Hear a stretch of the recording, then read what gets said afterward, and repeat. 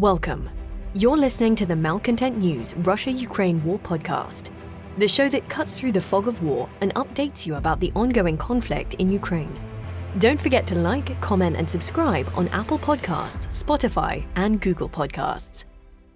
Hello, I'm Marina Yevshan, your host of the Russia-Ukraine War Report podcast, and today is July the 3rd, 2024. It has been 3,810 days since Russia started covert military operations in Crimea, 10 years and 134 days since the start of the Russia-Ukraine war, and 2 years, 130 days since Russia expanded its war of aggression. Today's podcast looks at events that happened on Tuesday and Wednesday morning. During the podcast, you will find the Russia-Ukraine war map helpful to visualize the areas discussed. The Russia-Ukraine war report is compiled by our team from around the world. Today's report includes information from our direct contacts and journalists in Ukraine, the Russian Ministry of Defense, the General Staff of the Armed Forces of Ukraine morning reports, operational commands north, south and east of Ukraine, open source intelligence, our in-house team of analysts and geospatial experts, and pro-Ukrainian and pro-Russian bloggers and social media channels with a track record of trying to be accurate. We have one mission, the truth, because the truth matters.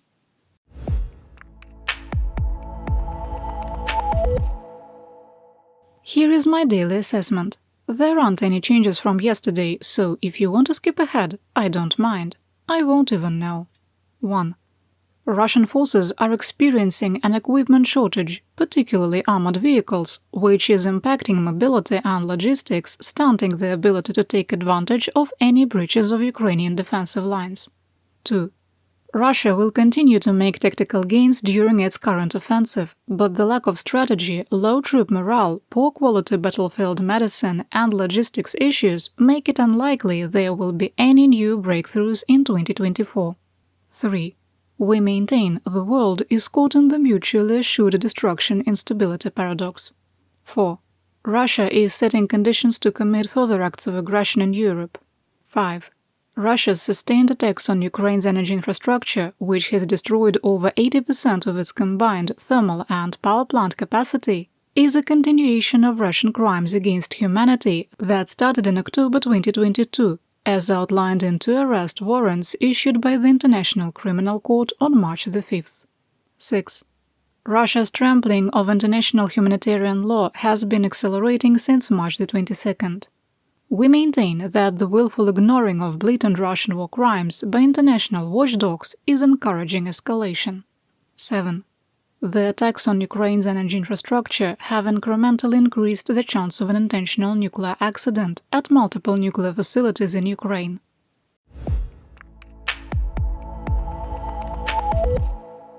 Over the last 24 hours, Russian attacks targeting civilians and civilian infrastructure killed 7 and wounded at least 41.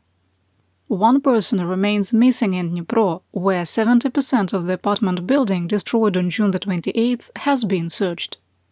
The VKS, that's the Russian Aerospace Forces, dropped 2 Fab-500 UMPK glide bombs on the city of Kharkiv, wounding 4 civilians, including 2 children aged 12 and 15. 4 more people were wounded across the Kharkiv Oblast by Russian air and artillery strikes.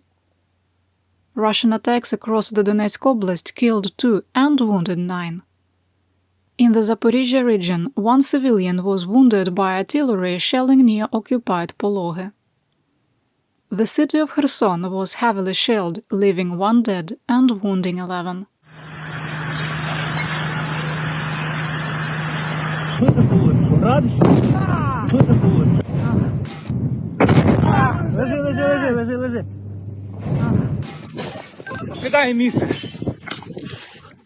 On the night of July the 1st and the 2nd, Russian artillery targeted residential areas and a hospital, and firefighters responding were targeted in a double-tap attack. Fortunately, there were no injuries. In the Dnipropetrovsk Oblast, Russian forces heavily shelled the Nikopol region, striking apartment buildings, 2 schools, a pharmacy, shops and an administrative building. 2 people were killed and 10 wounded, with 4 in hospital. A second artillery attack on Pokrovsk left 2 dead. A Kh-59 or 69 guided air-to-ground missile was shot down over the Dnipropetrovsk region. 7 homes were damaged by falling debris, with 2 people aged 75 and 77 wounded and 1 in hospital.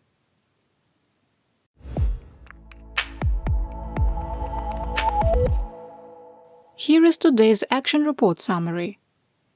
As projected, Russia carried out a record 189 assaults on Monday, and through Tuesday evening, 136 attacks had been recorded. The 7-day moving average for daily attacks was 153, also a record. At the time of our data cutoff of 7 p.m. Pacific Daylight Time, Russia had carried out 41 airstrikes, 457 one-way drone attacks, and almost 3,000 artillery fire missions. Across the front lines, Ukrainian forces could not contain the onslaught in all areas, with Russian forces making several advances. Today's analysis looks at Russian missile and drone attacks in June and defense production. Ukrainian military analyst Alexander Kovalenko provided his monthly study of Russian missile and drone attacks in June. Russia launched 141 missiles at Ukraine, with 89 shot down, a 63% success rate. 13 Kh-59 or 69 guided air-to-surface missiles, 17 Iskander-M short-range ballistic missiles, 11 Iskander-K ballistic cruise missiles, 68 Kh-101 or 555 cruise missiles, 21 Kalibr cruise missiles, 3 Kh-47M2 Kinzhal air-to-surface ballistic cruise missiles, and 8 additional unidentified missiles were used.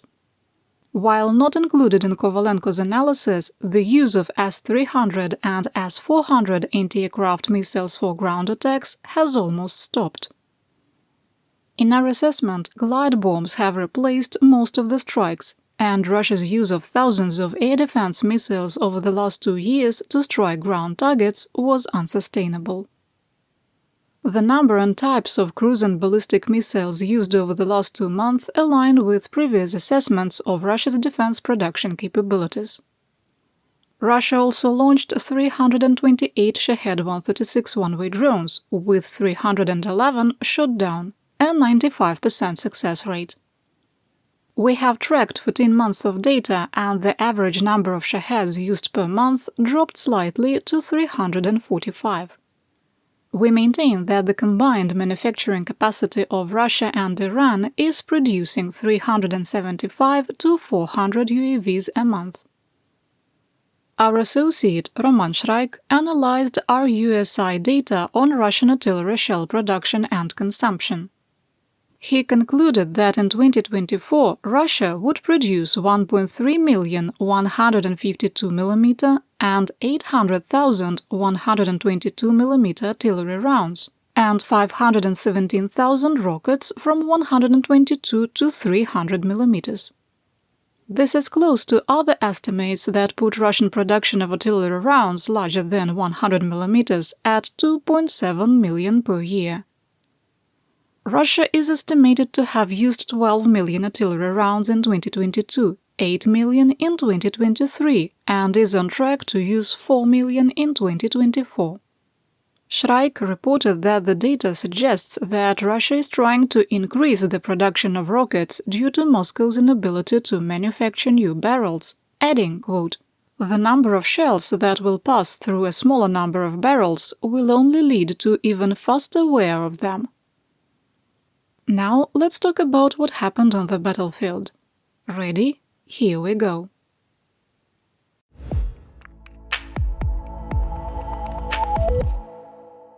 Starting in the Kharkiv Oblast, we begin in the Liptsev-Ovchansk area of operation, or EO, where Russia carried out 6 assaults. Fighting continued in Vovchansk with no change to the situation, and Russian troops still surrounded in 2 pockets. To the west, heavy fighting continued in Hlyboke and the forested area east of the village. In the Kupiansk EO, fighting continued northwest of Sinkivka, east of Stepovano-Vasilivka and Peshchane, and restarted north of Berestove. In the Svatovo EO of the Luhansk Oblast, Russian forces launched 10 attacks on the eastern edge of Stelmachivka, with no new advances recorded. In the Crimea EO, Russia carried out at least 20 attacks. attempts to advance in the direction of Kharkivka were unsuccessful, but Russian forces were able to reach the eastern edge of Makiivka, attacking through a tree line. The map was adjusted. Fighting continued east of Nevske and Torske, with no new changes to territorial control.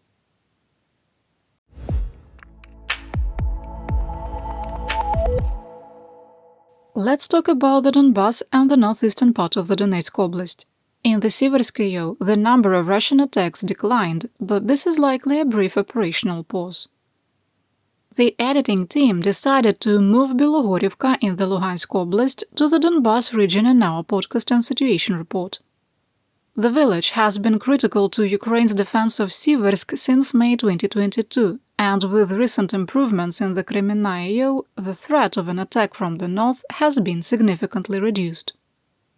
Russian attacks east of Bilogorivka and Verkhnyokamyenske, northeast of Ivano-Darivka, near Spirne, and southeast of Vyimka ended in failure. Ukrainian forces made small improvements to their positions in Rozdolivka. In the Konstantinivka AO, Russian attacks were repulsed in Kalinivka, but Russian troops were able to occupy the canal district of Chasiv Yar and reach the Siversky Donetsk-Donbass canal. At the time of publication, Ukrainian forces had not destroyed the remains of the T-506 highway bridge or the engineered bridge further north, indicating that a withdrawal to areas west of the canal had not been ordered. Positional fighting occurred on the western edge of Ivanivske, and Russian troops continued their attempts to recapture their lost positions near Klishchiivka without success. Heavy fighting continued in the Toretsk-New York AO, with Russian forces carrying out at least 24 attacks. Ukrainian source Deep State reported that Russian forces had advanced from Novoselivka, occupied Yuriivka, and gained control of up to 15% of New York. There were several unconfirmed reports from Ukrainian sources that Russian troops, quote, walked into New York, but we could not find any pictures, videos, or supporting information, nor any Russian capture claims that didn't quote Deep State. This comes just days after a geolocated video confirmed Ukrainian positions were further south of New York than previously assessed. NASA Fire Information for Resource Management Systems showed there was heavy shelling east of Toretsk and in the southern part of New York and Yuriivka. Most of the activity is in areas claimed to now be under Russian control.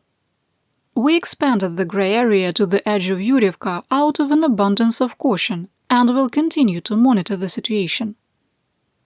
Battles continued near Pivnichne, Zalizne and Pivdenne. The General Staff of the Armed Forces of Ukraine, or GSAFU, also reported a Russian attack in the area of Deliivka was repulsed.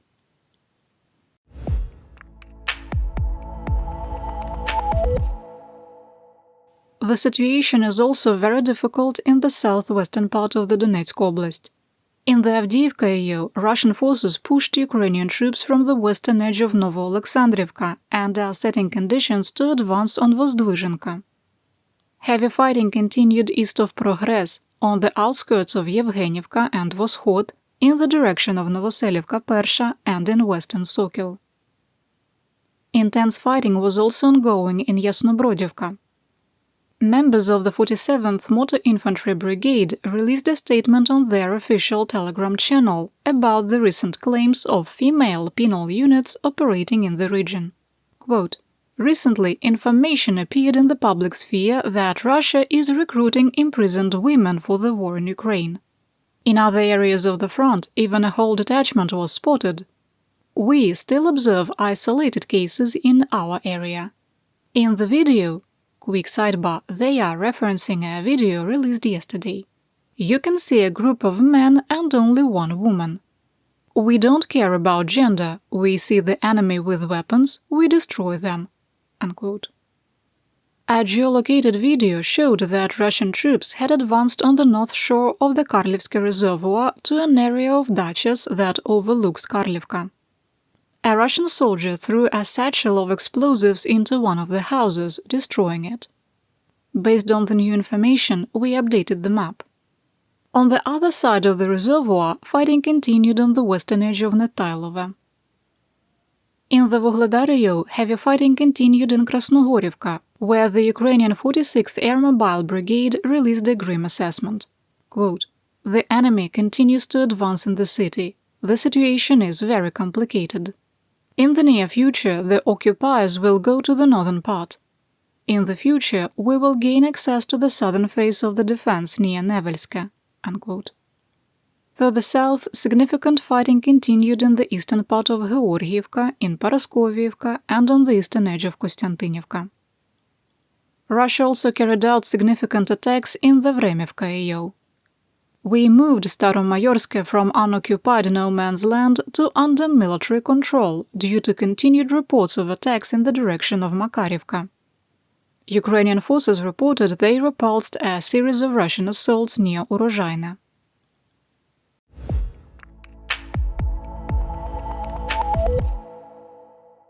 Ukrainian sources claimed that the missile strike southeast of occupied Sevastopol destroyed a storage area for Shahed-136 one-way drones. Satellite images from Planet Labs released by the United States state media agency Radio Liberty confirmed that a warehouse had been destroyed at a known Russian military compound. Yesterday, we published a video showing the site was hit at least twice and the sound of secondary explosions.